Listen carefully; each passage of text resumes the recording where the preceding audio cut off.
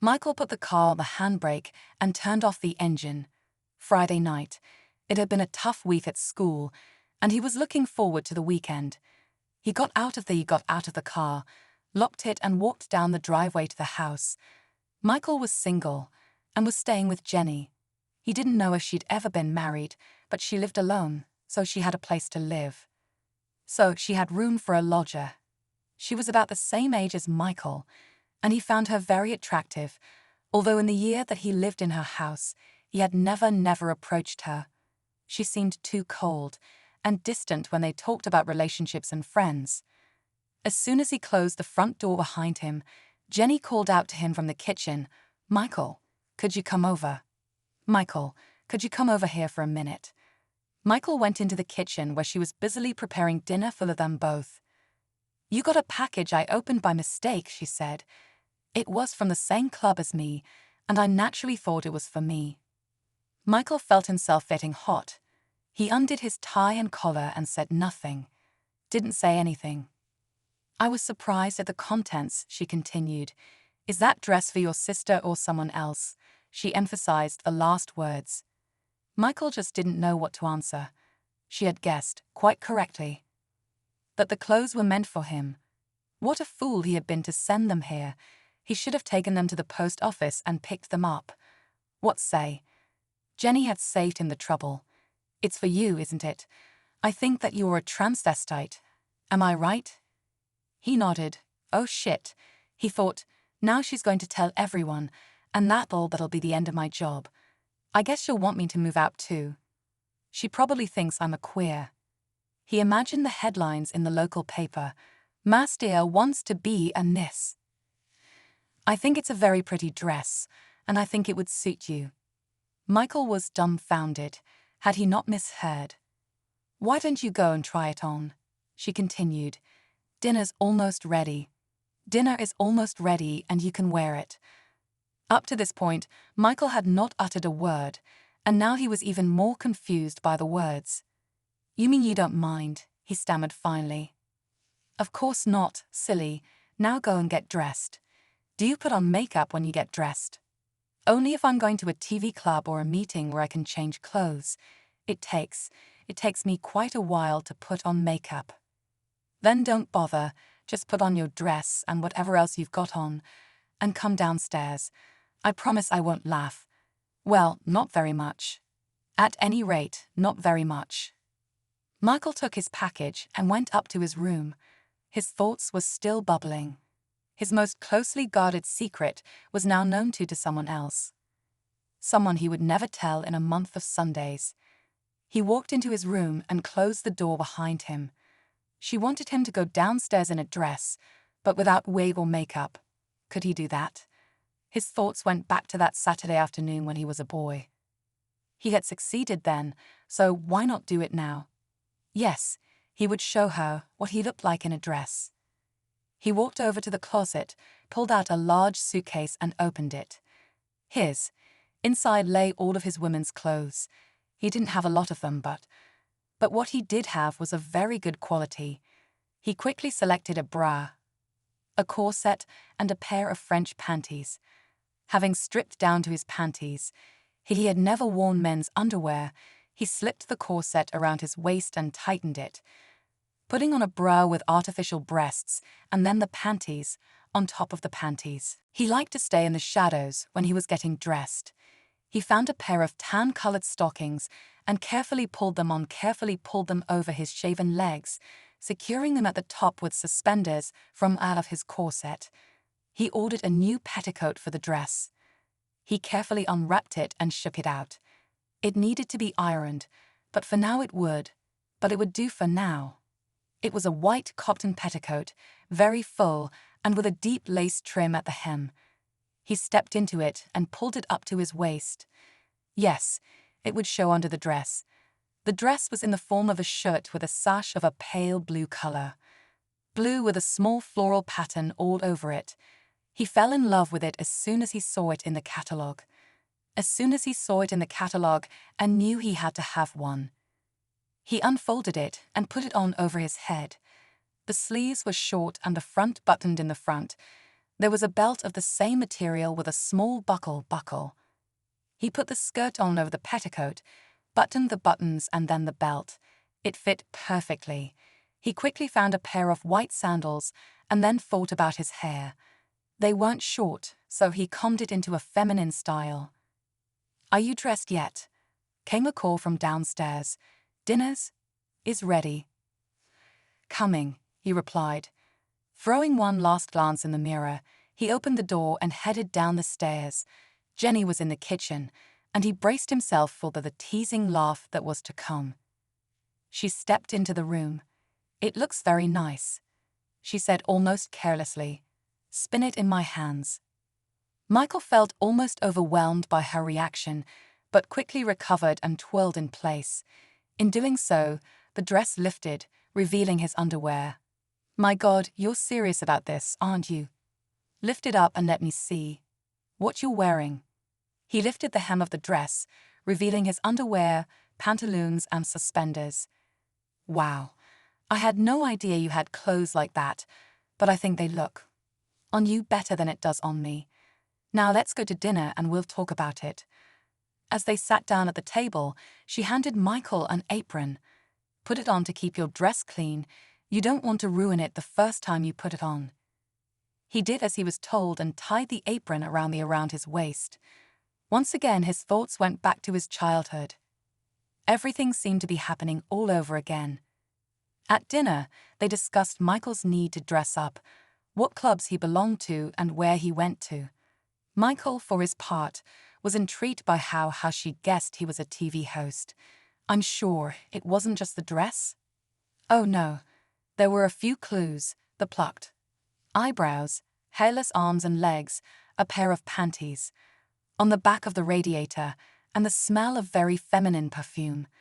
I knew that there were never any women in your room, so I just put two and two together." During dinner, Michael found himself wondering how Jenny had such a wealth of knowledge about transvestism. She seemed to know all the answers. He asked her, but all she said was that she'd read about it in women's magazines. After dinner, Michael changed back into men's clothes, and they sat in the living room drinking coffee. "Why don't you get dressed for me properly tomorrow?" Jenny asked. "You know, makeup, wig, the whole thing. I need to go shopping this afternoon, so you can do it then." Michael felt his stomach cramp. Had she really invited him to dress up as a woman? "A woman? Okay," he added nonchalantly. "Tomorrow afternoon, but first I need a new makeup." "That's all right. We can do that in the morning, and I'll also buy you a new set of underwear." She paused. "I think that sounds like fun, don't you?" "We'll see what tomorrow brings," Michael muttered. He tried not to show his excitement, but inside he was standing still. They spent the rest of the evening talking and watching TV. On the website, about 11:30, Michael announced that he was going to bed. Jenny agreed that she would go as well. As they stood on the landing, she turned to him and asked, "Are you wearing a nightgown to bed?" "No," he laughed. "I was always afraid you might go into the room." "Wait here a minute," she said, and disappeared into her room. When she returned, she brought two dresses, which she thrust into Michael's hands. "Put these on if you like, they should fit you."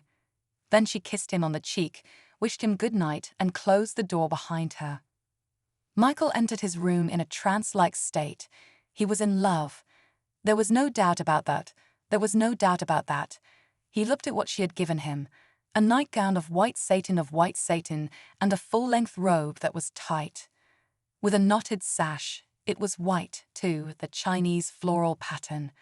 He felt himself getting aroused, and not only at the thought of wearing a nightgown to bed, but also at the thought of wearing a nightgown in bed, but also because they were Jenny's, and her body was in them. He quickly freed himself from his man's clothes and put on a gleaming white nightgown, savoring the sensual feel of the cool satin on his skin and of his skin. Looking in the mirror, he saw a large bump that testified to his arousal. How he wished Jenny could handle it too. But maybe in the future. He put on his robe and went into the bathroom, enjoying the feel of the material rubbing against his legs. Eventually, Michael fell asleep, dreaming of the day ahead and what might follow. And of what might follow. In the morning, he woke up with an unfamiliar feeling. He realized that his nightgown had twisted around him. He got out of bed and straightened up. Today is the day, he thought. I've got to put myself in the right frame of mind. Not a sound came from the house, so he put on his robe and went downstairs to make a cup of tea. Knocking on Jenny's door. In response, he got a sleepy, "Come in." He entered and placed the mug on the bedside table. Jenny lifted herself up. She was completely naked. Michael could only stand there and stare at her firm, round breasts. "What's the matter? Haven't you ever seen boobs? I see you're wearing the clothes I gave you. Do they fit you?" Michael could only nod. He mumbled something about getting dressed and hurried away.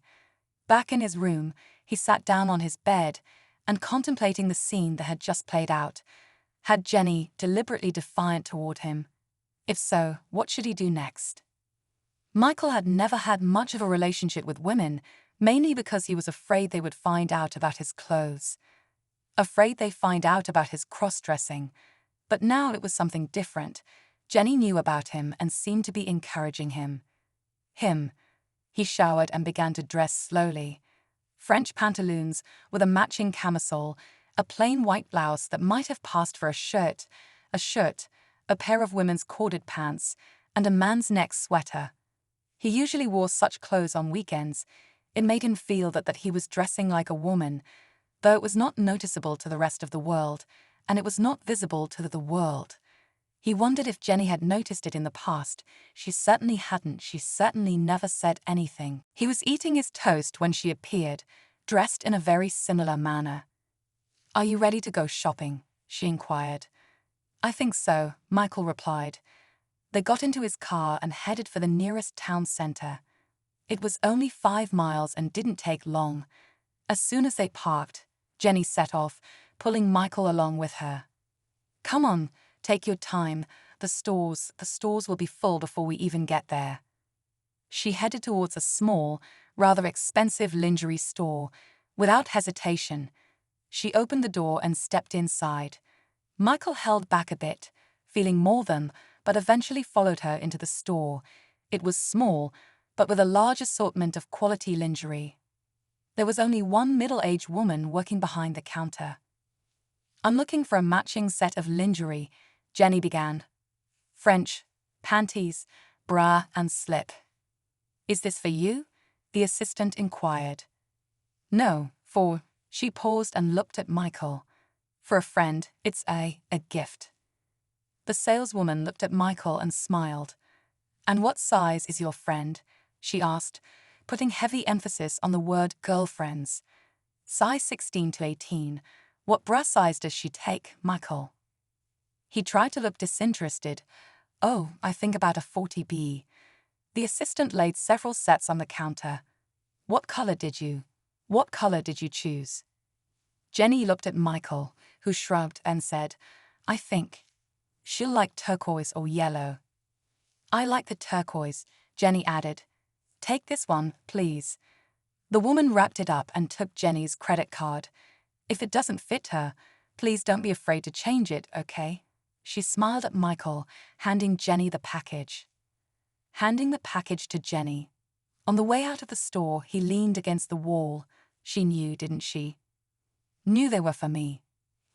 "Oh, I don't know, maybe she guessed, but it doesn't make any difference, does it? She doesn't know you. Anyway, you've got some very beautiful lingerie that you can wear this afternoon. Now, what else do you need?" "Some makeup. I usually buy it at Boots." They'd bought everything he needed without too much embarrassment and went to the cafe for a cup of coffee. "How long do you need to get ready?" Jenny asked. "About 3 hours, if I do it right." "Okay, we'll go home now, and then I'll disappear until 4 o'clock. Michael drove them home. Jenny got in the car and drove off. Michael stood at the gate with the packages under his arm. He looked at the clock. It was only 12:15. Plenty of time to get ready. He took out his key and went into the house. He forced himself to eat lunch, even though he was too excited to eat. First, what to wear. He went upstairs and got out all his women's clothes. There wasn't much choice.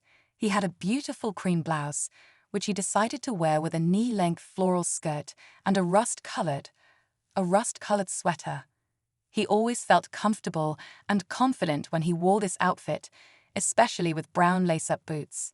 Shoes. After laying out all of his clothes on the bed, he unzipped his new underwear and stood for a moment, stroking the sparkling turquoise satin. He couldn't wait to put it on. He ran a bath and let himself use some of Jenny's bath oils. He'd never dared to do that before, in case she smelled perfume. This time it didn't matter. Lying in the fragrant lather, he took a razor and removed all the hair from his body, except for a small area around his crotch. He washed his hair, even though he was going to wear a wig. He was just immersing himself in his feminine role. After drying himself off, he ran his hands over his body. It was so smooth, and it was wonderful. He applied copious amounts of talcum powder, Jenny again, and went to get dressed. Taking the new bra in his hands, he ran his hands through the straps and reached around in the back to fasten the hooks. It fit perfectly. Inserted his false breast and adjusted the straps so they hung properly. Then he put on a pair of tight panties to make sure everything was in place. He buckled the corset around his waist and tightened the laces, giving himself a very pronounced waist and wide feminine hips. Stepping into French pantaloons, he felt goosebumps run all over his body as he pulled them on. The satin felt cold against his smooth skin. He pulled them on until the belt was snug around his waist. He lowered it over his head, again savoring the feel of the material against his skin. He adjusted the top on his chest and walked over to the mirror. The underwear was wonderful. It really did fit. He lifted the hem of the panties to reveal the deep lace edge of the panties. He was almost asleep.